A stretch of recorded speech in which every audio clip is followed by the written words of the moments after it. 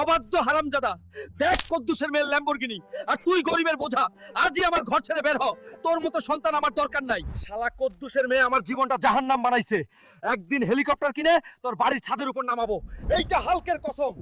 Engineer সাহেব, একটা কাজ দেন, ও পেটে ভাত নাই। এই রে সবুজ দানব, তোকে দেখে কাজ দিতে আসছি নাকি সার্কাস খুলছি? ভাগ এখান থেকে।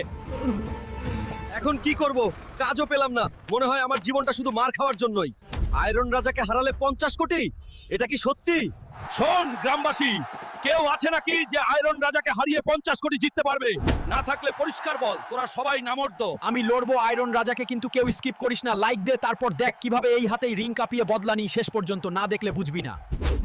ওই গরিব হাল্ক, আমার সামনে দাঁড়াতে আসছিস, তোর যোগ্যতা কি রে? গরিব হাল্ক বলেছিলি না? এই নে, গরিবের ঘুষিতে আজই তোকে রিংয়ের বাইরে পাঠালাম। দেখ গ্রামবাসী, গরিব হাল্ক জিতে নিল পুরো 50 কোটি। কদ্দুসের মেয়ে দেখ, এখন আমার পালা। কি রে ভিখারি, এই বিল্ডিংটা তোর বাপের নাকি? আজ থেকে সব আমার এখান থেকে সরে যা। আর বন্ধুরা, কি রকম দিলাম? যদি তোমাদের হালকা ভাইয়ের অপমানের বদলা ভালো লাগে তাহলে চ্যানেলটা সাবস্ক্রাইব করে দিও।